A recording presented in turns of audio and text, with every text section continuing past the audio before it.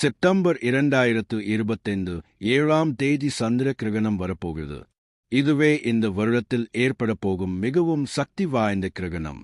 இது இந்தியாவில் தெரியும் என்பதால் இந்த கிரகணம் வருவதற்கு ஒரு காகம் கிரகண விதிகளை பின்பற்றி எவ்வளவு பெரிய நிலையை அடைந்தது என்பதை தெரிவிக்கும் இந்த புனித கதையை ஒருமுறை கேட்டால் போதும். நரக வேதனைகள் நீங்கும். உங்களுக்கு இருக்கும் கைத்தங்கள் அனைத்தும் நீங்கும். பிறவிகளின் பாவங்கள் நீங்கி கோடி பிறவிகளின் புண்ணியம் வரும். அகித ஐஸ்வர்யங்களும் சித்திக்கும். நன்றாக நடக்கும். நண்பர்களே, இந்த வீடியோவை பாதியில் நிறுத்தினால் எந்த பலனும் கிடைக்காது. எனவே இறுதிவரை கவனமாக கேளுங்கள். அதேபோல் இந்த வீடியோவுக்கு ஒரு லைக் போடுங்கள். கதையை கேட்பதற்கு முன் கமெண்ட் பாக்ஸில் ஓம் நமசிவாய என்று கமெண்ட் செய்யுங்கள். ஒரு காலத்தில் அடர்ந்த காட்டுக்கு நடுவில் 1000 ஆண்டுகள் பழமையான ஒரு ஆலமரம் இருந்தது. அந்த மரத்தில் பல பறவை குடும்பங்கள் வாழ்ந்தன. அவற்றில் ஒரு காகமும் இருந்தது. அது வயதில் மிகவும் பெரியது. அதன் இறகுகள் ஆங்காங்கே வெளுத்து அதன் கண்களில் ஆழமான அனுபவம், அறிவு தெரிந்தது. காட்டில் உள்ள மற்ற பறவைகளும் விலங்குகளும் அதை மரியாதையுடன் பார்த்தன. ஏனென்றால் அதற்கு இயற்கையின் பல ரகசியங்கள் தெரியும். பருவங்கள் எப்போது மாறும், மழை எப்போது பெய்யும், எந்த இலைச்சாறு எந்த காயத்திற்கு மருந்து என்பது அதற்கு நன்றாக தெரியும். அதனால்தான் அனைவரும் அதை ஜானி காகம் என்று அழைத்தனர். ஒரு நாள் மாலை வானம் தெளிவாக இருந்தது. பாவோர்ணமி சந்திரன் முழுமையாக வெளித்தது போல வானத்தில் உதிக்க தயாராகிறான். காட்டில் உள்ள அனைத்து விலங்குகளும் மகிழ்ச்சியாக உள்ளன. மயில்கள் தோகையை விரித்து நடனமாடுகின்றன. மான்கள் கூட்டமாக குளத்திற்கே தண்ணீர் குடிக்கின்றன. ஆனால் அந்த ஞானி மட்டும் தனது கூட்டில் தனியாக அமர்ந்து சிந்தனையில் மூழ்கியுள்ளார். அவரது நடத்தையில் ஏதோ ஒரு அறியப்படாத கம்பீரம் உள்ளது. அது பக்கத்தில் உள்ள குளத்திற்கு சென்று தன் அழகால் சில தர்பை பொருட்களை கொண்டு வந்து தன் கூட்டில் தான் சேமித்து வைத்திருந்த சிறிய உணவின் மீது மண்பானையின் மீது வைத்தது. சுத்தமாக குளத்து நீரில் குளித்து வந்து தன் கூட்டில் கண்களை மூடிக்கொண்டு தியானத்தில் அமர்ந்தது. மற்ற பறவைகள் இதை பார்த்து ஆச்சரியப்பட்டு, ஒரு பெரிய காகம், இன்று பண்டிகை போன்ற பௌர்ணமி இரவு நீ என்ன இப்படி மௌனமாக ஏதோ விரதம் இருப்பது போல் அமர்ந்திருக்கிறாய்? வா, நாம் அனைவரும் சேர்ந்து இந்த நிலவொளி இரவை அனுபவிப்போம் என்று அழைத்தன. அந்த காகம் மெதுவாக கண்களை திறந்து, நண்பர்களே, இன்று பௌர்ணமி மட்டுமல்ல, இது ஒரு சிறப்பு நாள். இன்று இரவு சந்திரனுக்கு கிரகணம் பிடிக்கப் போகிறது. சந்திரனை ராகு கேதுக்கள் விழுங்கி விடுவார்கள். இது இயற்கையில் நிகழும் ஒரு பெரிய மாற்றம். இந்த நேரத்தில் நாம் சில விதிகளை பின்பற்றுவது அனைவருக்கும் நல்லது என்று அது கூறியது. அதன் வார்த்தைகள் பல பறவைகளுக்கு புரியவில்லை. கிரகணம் என்றால் என்ன? சந்திரனை யார் விழுங்குவார்கள்? இவையெல்லாம் பழங்கால நம்பிக்கைகள்.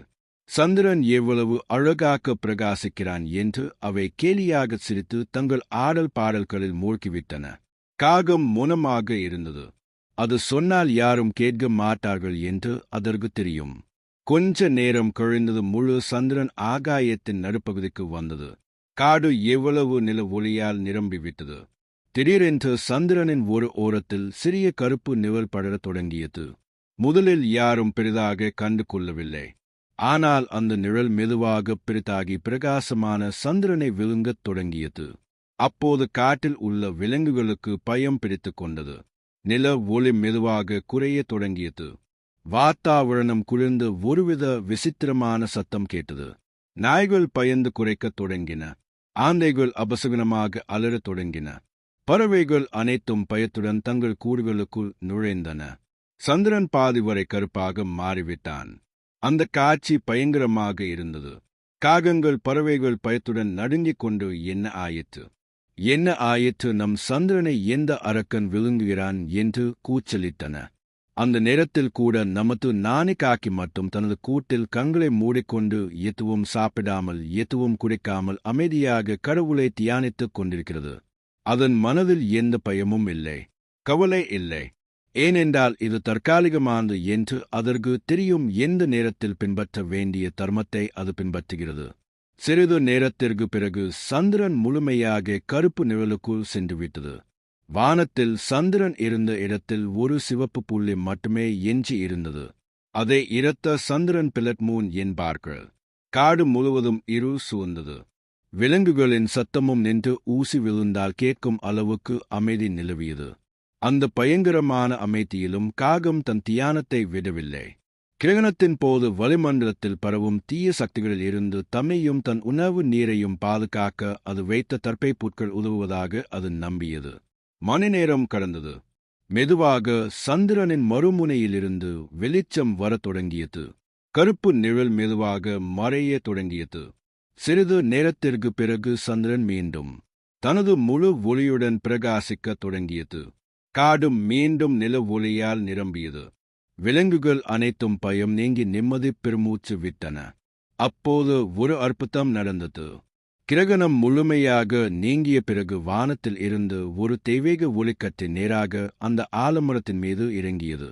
அந்த ஒளியில் இருந்து கருமையான உடலுடன் தலையில் கிரீடத்துடன் கையில் பாசக்கயிறு மற்றும் கதாயுத்தை ஏந்தியபடி கம்பீரமான தோற்றத்துடன் ஒரு தெய்வீக மனிதர் தோன்றினார்.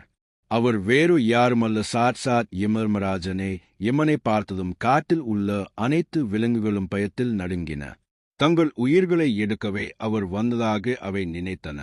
ஆனால் யமதர்மராஜன் நேரடியாக அக்ஞானிக்காகம் இருந்த கிளைக்கு வந்து நின்றார். அவர் கண்களில் கோபம் இல்லை, அமைதியும் பாராட்டும் இருந்தன. அவர் தனது கம்பீரமான குரலில், "ஓ காகமே, உன்னை பார்க்கும்போது எனக்கு மிகவும் மகிழ்ச்சியாக இருக்கிறது. இன்று சந்திர கிரகணத்தின் போது படைப்பில் உள்ள பல உயிரினங்கள் இறுதியில் நாணம் இருப்பதாக கூறும் மனிதர்கள் கூட பயத்துடனும் அறியாமையுடனும் போராடினர்.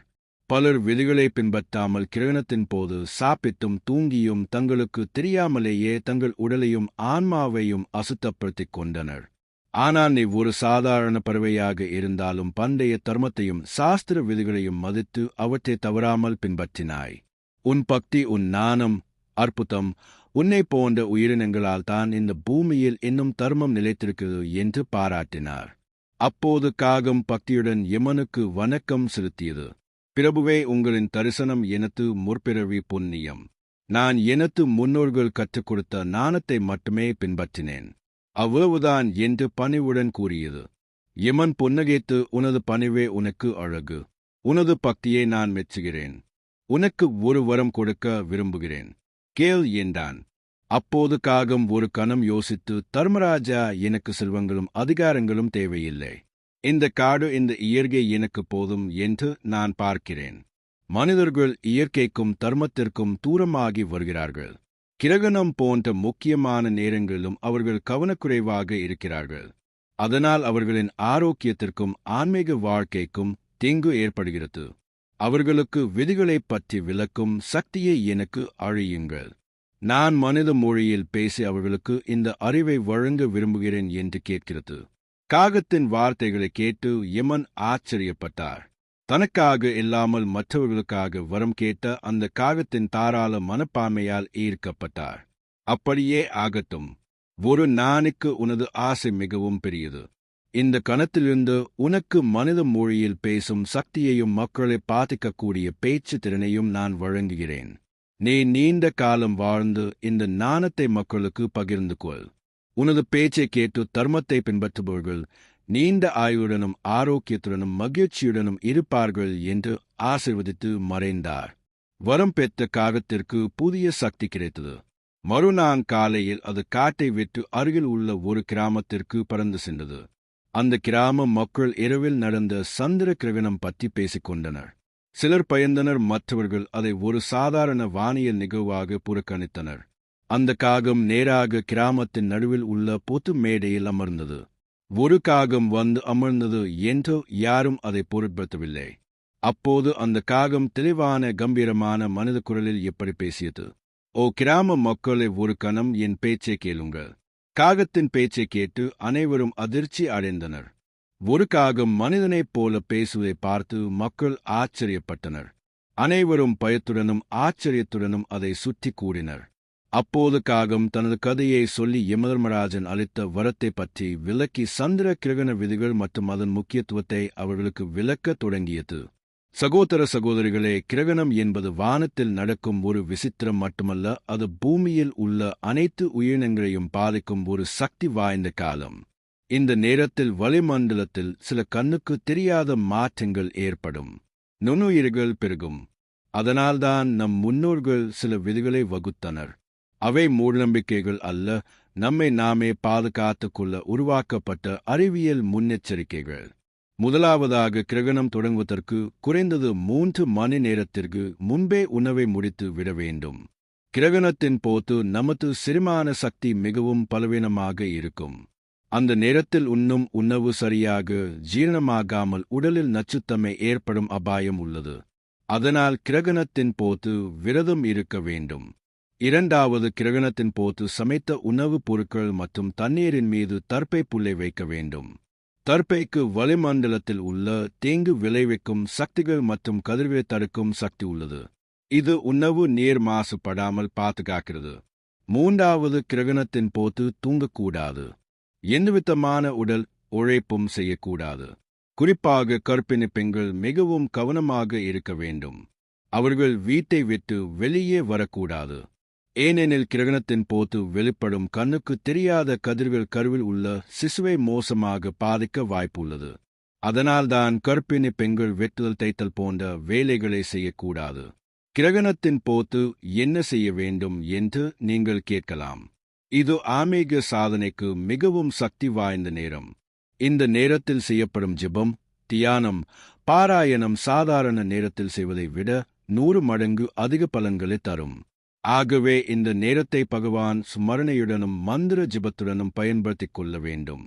இறுதியாக, கிரகணம் முடிந்தவுடன், அதாவது மோட்ச காலத்திற்கு பிறகு அனைவரும் தலைக்கு குளிக்க வேண்டும். வீட்டை சுத்தம் செய்து மஞ்சள் நீர் அல்லது கங்கை நீர் தெளிக்க வேண்டும். கிரகணத்திற்கு முன் சமைத்த உணவை தூக்கி எறிந்துவிட்டு புதிதாக சமைக்க வேண்டும். குளித்த பிறகு ஏழைகளுக்கு சக்திக்கு ஏற்ப தானம் செய்வதன் மூலம் கிரகண தோஷங்கள் நீங்கும். புண்ணியம் கிடைக்கும் என்று காகம் மக்களுக்கு சொன்னது. அந்த காகம் சொன்ன ஒவ்வொரு வார்த்தையும் கிராம மக்களின் இதயங்களுக்குள் நேராக சென்றது. அவர்களுக்கு தங்கள் தாத்தா பாட்டிகள் சொன்ன வார்த்தைகள் நினைவுக்கு வந்தன. தாங்கள் அறியாமையால் புறக்கணித்த விஷயங்களுக்கு பின்னால் இவ்வளவு ஆழமான அர்த்தமும் அறிவியல் தன்மையும் இருக்கிறதா என்று ஆச்சரியப்பட்டனர். அவர்கள் அந்த நாணிக்கு கைகூப்பி வணங்கி, இனிமேல் ஒவ்வொரு கிரகணத்தின் போதும் இந்த விதிகளை தவறாமல் பின்பற்றுவோம் என்று உறுதியளித்தனர். அன்றிலிருந்து அந்த காகம் வெறும் பறவையாக மட்டும் இருக்கவில்லை. அது அந்த பகுதி மக்களுக்கு ஒரு குருவாகவும் வழிகாட்டியாகவும் மாறியது. அது அந்த மரத்தின் மீதே வாழ்ந்து தலைமுறையாக மனிதர்களுக்கு தர்மத்தையும் இயற்கை விதிகளையும் போதித்து நீண்ட காலம் வாழ்ந்தது.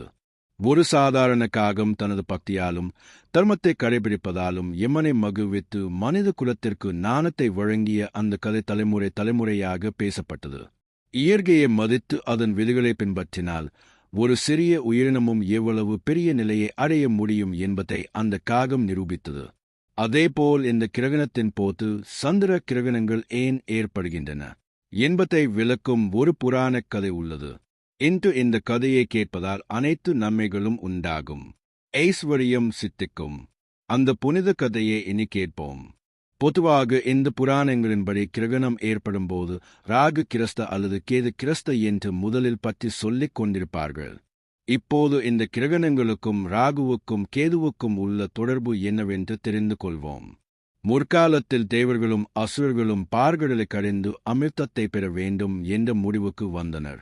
மந்திரமலையை மத்தாகவும் வாசுகி என்ற பாம்பை கயிறாகவும் கொண்டு பார்கடலை கடைய தொடங்கினர். தலைப்பக்கம் அசுரர்களும் வால்பக்கம் தேவர்களும் இருந்து கடைந்தபோது முதலில் லட்சுமி தேவி பிறந்தாள். வில்லுனு லட்சுமி தேவியை மனைவியாக ஏற்றுக்கொண்டார். பின்னர் உச்சைஸ்ரவம் என்ற குதிரை காமதேனு கல்ப விருட்சம் தோன்றின. அவற்றை விண்ணுவின் கட்டளைப்படி தேவேந்திரன் பாதுகாத்தார். மீண்டும் பார்கடலை கடைந்தபோது உலகை அச்சுறுத்தும் பெரும் தேஜசுடன் தோன்றியது. நெருப்புக்கு ஒப்பான ஆலகாலம் தோன்றியது. அந்த ஆலகால விச ஜுவாலைகளால் அனைத்து உலகங்களும் அழியத் தொடங்கின. தேவர்களும் அசுரர்களும் பயந்து ஓடினர். அனைவரும் சர்வ ஈஸ்வரனை சரணடைந்தனர். போலா சங்கரனாகிய சாம்பசிவன் அவர்களை கருணையுடன் உடனே அந்த காலக்கூட விஷத்தை தன் கழுத்தில் பிணைத்தார். காலக்கூட விஷத்தை பருகியதால் தான் சிவனின் கழுத்து நீளமாக மாறியது. அதனால்தான் சிவனுக்கு அன்றிலிருந்து நீலகண்டன் என்ற பெயர் வந்தது. மீண்டும் தேவர்களும் அசுரர்களும் அமிர்தத்திற்காக பார்கடலை கடைந்தபோது அமிர்தம் பிறந்தது. அந்த அமிர்தத்திற்காக அவர்கள் இருவரும் சண்டையிடத் தொடங்கினர். அப்போது ஸ்ரீ மகாவில்னு மாயாமோகினி அவதாரம் எடுத்து அவர்களின் சண்டையை தீர்க்க விரும்பினார். மாயா மோகினி அழகு மற்றும் கவர்ச்சியில் சிறந்தவள். அவளது அழகுக்கு நிகரான பெண்கள் யாருமில்லை. ஜிகமோகினியான அவள் அதீத அழகு கொண்டவள். தன்மாய மோகன ரூபத்தால் அனைவரையும் கவரக்கூடிய அற்புதமான அழகு ராட்சி. அவர்கள் இருவருக்கும் இடையில் வந்து அமிர்தத்தை இருவருக்கும் சமமாக பங்கிடுவேன். யாருக்கும் தீராத சண்டை வேண்டாம். நீங்கள் அனைவரும் ஒரு வரிசையில் நின்றால் அனைவருக்கும் அமிர்தத்தை பங்கிடுவேன் என்றால் உங்களுக்கு சம்மதமா என்றால் தேவர்களும் அசுரர்களும் ஒப்புக்கொண்டனர். அவளது அற்புதமான அழகில் மயங்கிய அசுரர்களும் மறுபேச்சு பேசாமல் தேவர்கள் அனைவரும் ஒரு வரிசையிலும் அசுரர்கள் அனைவரும் மற்றொரு வரிசையிலும் நின்றனர். ஜெகன்மோகினி 2 பாத்திரங்களை ஏற்றுக்கொண்டு ஒரு பாத்திரத்தில் மதுவையும் மற்றொன்றில் அமிர்தத்தையும் நிரப்பி நடனமாடி மகிழ்வித்து மயக்கி தனது கவர்ச்சியான நடையுடனும் புன்னகையுடனும் அசுரர்களை மயக்கி அவர்களுக்கு தெரியாமல் அசுரர்களுக்கு மதுவையும் தேவர்களுக்கு அமிர்தத்தையும் ஊற்றத் தொடங்கினாள். மந்த புத்தி கொண்ட அசுரர்கள் இதை கவனிக்காமல் அவளது அற்புதமான அழகில் மயங்கி பரவசம் அடைந்தனர். இந்த விதமாக அசுரர்களை தனது கவர்ச்சியால் மயக்கி மதுவை மட்டுமே ஊற்றினாள். மோகினியின் இந்த மாயா ஜாலத்தை கவனித்த ஒரு அசுரன் மாறுவேடத்தில் தேவர்களுக்கு மத்தியில் அமர்ந்தான். இருப்பினும் சந்திரன் மற்றும் சூரியன் அவரை கண்டுபிடித்து விண்ணுவிடம் தெரிவித்தனர். ஆனால் அதற்குள் கடவுள் அவருக்கு அமிர்தத்தை வழங்கியிருந்தார். வில்லனு தனது சுதர்சன சக்கரத்தால் அவரது தலையை உடலிலிருந்து பிரித்தபோது அமிர்தம் அவரது தொண்டையை அடைந்தது. அசுரன் ஏற்கனவே அமிர்தத்தை குடித்ததால் அவரது தலை ராகுவாகவும் உடல் கேதுவாகவும் அழியாத தம்மையை பெற்றது. ராகு மற்றும் கேது இருவரும் ஒரே உடல், ஒருவர் தலைப்பகுதி மற்றவர் கீழ்ப்பகுதி. ஆனால் சூரியனும் சந்திரனும் இரகசியத்தை வெளிப்படுத்தியதால் ராகுவும் கேதுவும் அவர்களுக்கு எதிரிகளாக மாறினர். ராகு கேதுக்கள் சூரியனையும் சந்திரனையும் வெறுப்பதால் ராகு கேதுக்கள் சூரியனையும் சந்திரனையும் விழுங்குவதால் கிரகணம் ஏற்படுகிறது. தேவர்களும் அசுரர்களும் அமிர்தத்திற்காக சண்டையிடுவதை பார்த்த வாசுகி என்றால் கயிறாக பயன்படுத்தப்பட்ட ஒரு பெரிய பாம்பு தனக்கு அமிர்தம் கிடைக்கவில்லை என்று தெரியாமல் அமிர்த கலசம் வைக்கப்பட்ட இடத்திற்கு சென்று தர்ப்பையின் மீது அமிர்தம் விழுந்ததாக கூறி தர்ப்பையை நக்கியது. அமிர்தம் வராததால் தர்ப்பையின் கூர்மைக்கு நாக்கு செங்குத்தாக பிளந்தது. அப்போதிருந்து வாசுகியின் சந்ததியான பாம்புகளுக்கு நாக்கு செங்குத்தாக பிளந்து 2 நாக்குகள் இருப்பது போல் தெரிகிறது. ஆகவே சூரிய சந்திர கிரகணங்கள் ஏற்படுவதற்கான காரணத்தை விளக்கும் புராண கதை இதுதான். இந்த ஸ்லோகத்தை யார் படிக்கிறார்களோ அவர்களுக்கு கிரகண தோஷங்கள் நீங்கும், சந்திரனின் அருள் கிடைக்கும். சர்வ கங்கா சமம் தோயம் சர்வே வியாச சம்ருத்திஜ சர்வ பூமி சமதானம் கிரகணே சந்திரோ சூரியோக. சந்திரன் சுக்ல பக்ஷத்தில் முழுமையாக இருப்பார், கிருஷ்ண பக்ஷத்தில் தேய்வார். அப்படி நடப்பதற்கான காரணம் சொல்லும் கதை இது. சந்திரன் மகா பதவியான அனசூயா தேவியின் மகன் தத்தாத்திரேயரின் சகோதரன் மகா சக்தி வாய்ந்தவன். அதனால்தான் பூமியில் உள்ள மருந்துகளுக்கு சந்திரன் அதிபதியாக மாறினான். கடைசியில் மனிதனின் மனதை ஆழ்ப்பவனாக ஜோதிடத்தில் ஒரு இடத்தை பெற்றான். அப்படிப்பட்ட சந்திரனுக்கு தன் மகள்களை கொடுத்து திருமணம் செய்ய நினைத்தான். பிரம்மா குமாரனான தக்ஷன், அந்த தக்ஷனுக்கு ஒருவர் அல்ல இருவர் அல்ல 27 மகள்கள். சந்திரன் தக்ஷனின் விருப்பத்தை ஏற்று அவள் மகள்களை மணந்தார். ஆனால் திருமணத்திற்கு முன் தக்ஷன் சந்திரனிடம் ஒரு வாக்குறுதி வாங்கினார். அவளது 27 மகள்களுக்கும் சமமான அன்பை வழங்க வேண்டும் என்பதே அந்த வாக்குறுதி. சந்திரன் அதற்கு மறுபேச்சு பேசாமல் சம்மதித்தார். தக்ஷனின் 27 மகள்களுடன் சந்திரனின் திருமணம் கோலாகலமாக நடைபெற்றது. ஒரு நாள் ஒரு மனைவியுடன் தங்கினார். சந்திரன் பஞ்சாங்கத்தில் 27 நட்சத்திரங்களை உருவாக்கினார். ஆனால் நாட்கள் சில சந்திரன் அந்த 27 பேரில் ரோகிணி என்ற மனைவி மீது அதிக அன்பு கொள்ளத் தொடங்கினார். மற்ற மனைவிகளுக்கு பொறாமை ஏற்படும் அளவுக்கு ரோகிணி மீது சந்திரனின் மோகம் அதிகரித்தது. சந்திரன் தக்ஷனுக்கு கொடுத்த வாக்கை மீறினார். சில நாட்களுக்கு பிறகு இந்த விஷயத்தை தந்தையின் காதுக்கு கொண்டு சென்றனர். மற்ற மனைவிகள் விஷயத்தை கேட்ட தக்ஷன் சந்திரனை கண்டித்தார். ஆனால் சிறிது காலம் கழித்து சந்திரனிடம் அதே போக்கு மீண்டும் காணப்பட்டது. மற்ற மனைவிகளை விட ரோகிணியின் மீது அவருக்கு அதிக அன்பு இருந்தது. இந்த முறை தக்ஷன் சும்மா இருக்கவில்லை. ரோகிணியின் மீதுள்ள அன்பினால் தனது மற்ற மகள்களை சரியாக கவனித்துக் கொள்ளவில்லை என்று தக்ஷன் சந்திரனை கோபித்துக் கொண்டார். எந்த ஒளியை பார்த்து நீ இப்படி பெருமைப்படுகிறாயோ அந்த ஒளி படிப்படியாக குறைந்துவிடும் என்று சபித்தார். பிரம்மா குமாரனான தக்ஷனின் வார்த்தைக்கு மறுப்பு ஏது? அவர் சபித்தபடியே ஒரு நாள் செல்ல சந்திரன் தேய்ந்து போகத் தொடங்கினான். சந்திரன் தேய்ந்து போனால் மருந்துகளின் நிலை என்னவாகும்? மனிதர்களின் மனங்கள் என்னவாகும் என்று தேவர்கள் அனைவரும் கலக்கமடைந்தனர். சந்திரனும் தனக்கு சாப விமோசனம் அளிக்குமாறு அங்கும் இங்கும் அலைந்தான். ஆனால் அவருக்கு எங்கும் நிம்மதி கிடைக்கவில்லை.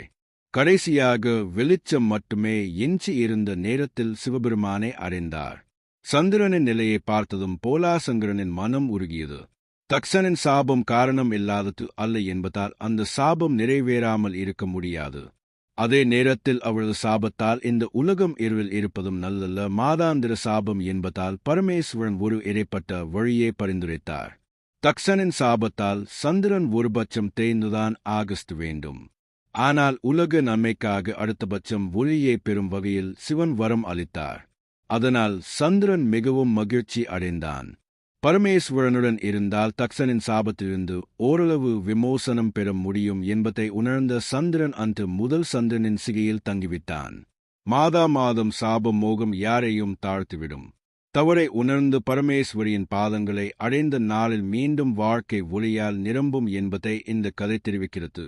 அதே மகாலய பௌர்ணமி அன்று பொதுவாக சத்யநாராயண விரதம் செய்வார்கள் என்பதால் சத்யநாராயண சுவாமி விரத கதையை கேட்டாலே போதும் எல்லா பாவங்களும் நீங்கிவிடும். பிறவி புண்ணியம் வரும். முன்பு உல்காமுடு என்ற ஒரு ராஜ்யம் இருந்தது. அவன் இந்திரியங்களை வென்றவனாய் சத்தியவானாய் தினமும் கோவிலுக்கு சென்று அங்கு பிராமணர்களுக்கு பணம் கொடுத்து அவர்களை திருப்திப்படுத்தி தெய்வ தரிசனம் செய்வித்து செல்வான்.